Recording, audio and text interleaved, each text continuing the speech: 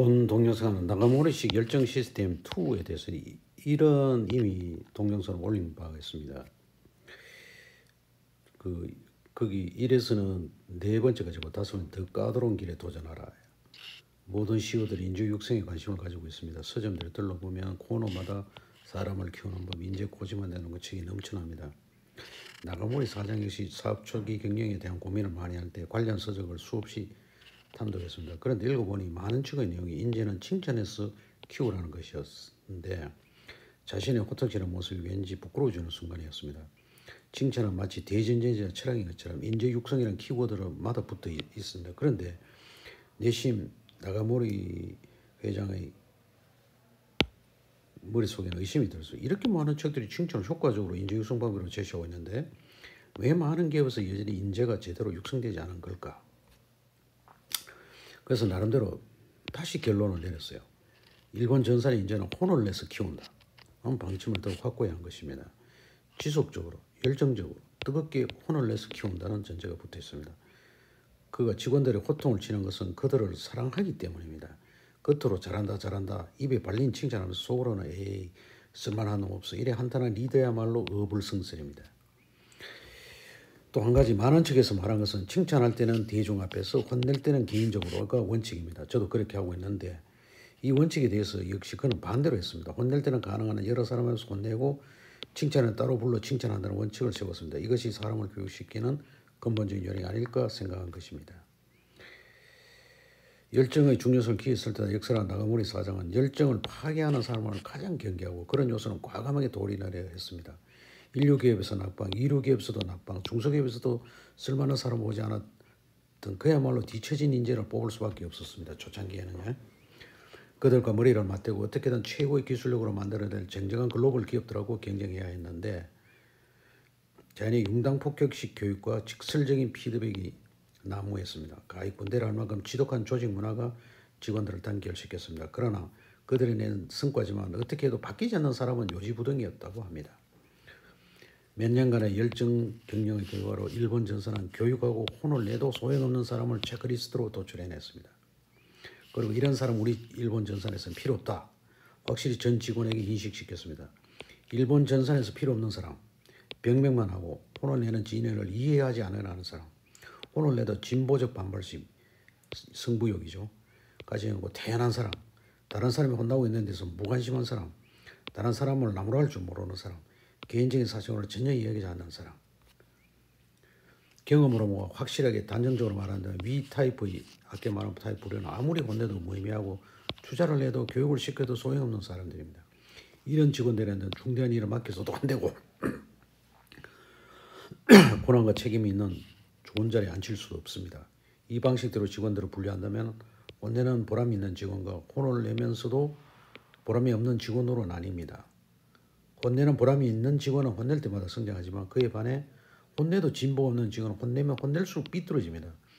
역설적으로 말하면 한번 고되게 혼내보면 교육시켜볼 가치가 있는지 없는지 쉽게 알 수 있다는 말입니다. 나가모리 사장은 호통을 써서 인재를 육축할 수 있는 사람에 대해서 명확한 철학을 가지고 있었습니다. 1978년도에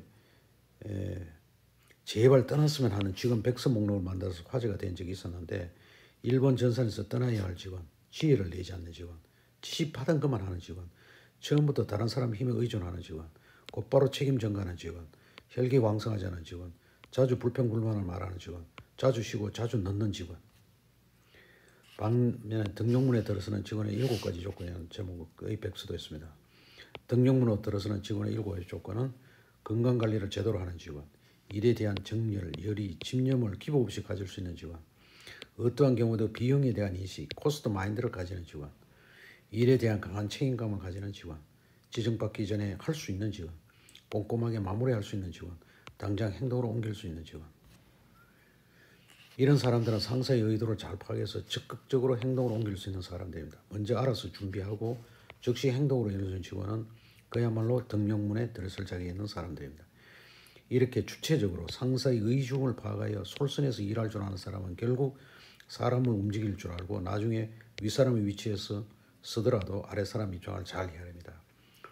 그것은 부하를 억압해서 이끌어가는 것이 아니라 동참을 이끌어내는 리더 역할을 제대로 수행할 수 있게 된다는 의미입니다. 대기업이나 공기업의 대부분의 조직 운영은 감점주의입니다. 그래서 똑똑한 사람들이 많이 모여있으면서도 실패를 두려워합니다. 서로 자존심을 내세우거나 체면 때문에 실패하고 싶지 않기 때문에 새로운 것을 시도하지 않고 검증된 것들만 하려고 합니다. 실패하면 점수가 깎입니다. 그리고 점수가 깎이지 않아야 승진합니다. 하지만 일본 전선의 조직 운영의 원칙은 가점주의다. 회사를 키우고 활력 있는 조직으로 유지하기 위해서는 가점주의가 필요합니다. 특히 중견기업이나 중소기업들은 감점주의를 도입하면 머지않아 인재가 아무도 남지 않는다. 제대로 하려고 하는 사람은 발목까지 잡는 게 감점주의다. 도약하는 기업을 만들려면 가점주의로 운영해야 한다. 나가모리 사장은 똑똑하지 않은 삼류 인재들에게 호통을 치면서 자신의 회사를 세계적인 기업으로 키우면서 얻은 교훈입니다. 그는 직원들이 실수하거나 실패한 일에 그날로 잊어버립니다. 담아두면 병이 될 수 있으니 화장실에 다녀오고 나면 잊어버릴 정도로 후회 없이 혼을 내고 잊어버립니다. 화장실 가기 전까지는 엄청 혼쭐을 내고 다녀와서 무슨 일이 있었냐는 식입니다. 실패는 잊어버리고 잘한 일은 계속 칭찬을 점수를 더해주어 가점주의로 평가해주면 평균 점수 위로 올리게 된다. 이렇게 하면 점점 성장하게 된다는 논리입니다.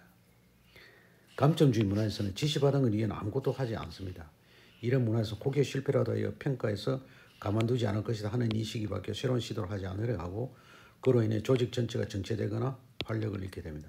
이런 상태가 지속되면 직원들은 의욕과 열정을 잃고 맙니다. 적극적으로 새로운 도전을 시도하거나 실패한 직원보다 새로운 것을 전혀 시도하지 않아 실패할 턱이 없는 직원이 훨씬 높은 평가를 받게 되는 어처구니없는 결과를 남기다. 이것이 바로 감점주의의 피해입니다. 대다수 기업들이 이런 평가 기준으로 의욕 넘치는 직원을 박제로 만들어버립니다. 실제로 직장인들 중에 쉬는 날만 기다리거나 소위 시간 때우고 요령만 배우는 사람들이 있게 마련해요. 이런 사람은 자리 지키는 것은 자리 지키는 자판기가 있는 사람이다. 주어진 일을 근무 시간 동안 하다가 퇴근하고 또 다음날 출근 시간에 맞춰 출근하는 성실한 직장 생활을 하는 직장인입니다. 가점주의가 없으면 이런 자리 지키는 근성이 강한 사람들이 회사를 지배하게 됩니다. 아침 9시에 출근해서 오후 6시에 근무한다. 새로운 일을 찾기보다는 근무 시간 동안 주어진 일을 하면 된다 생각한다. 입사한 지 몇 년이 지나도록 제안을 하거나 의견을 낸 적이 없다. 괜히 끌고 부스럼 내고 싶지 않다. 회의 시간에는 아무 의견도 내지 않는 것이 좋다. 말하면 괜히 창피당할 것이고 나 때문에 시간이 더 걸리기 때문이다. 이렇게 되면 안 되겠죠. 이상과 같이 나가모리의 열정 시스템을 한번 훑어봤습니다. 뭐 맞는 부분도 있고 안 맞는 부분도 있고 있을 건데 우리들이 구독자들 중에 자기들 시스템에 도움이 된다면 적용해 보시기 바랍니다. 감사합니다.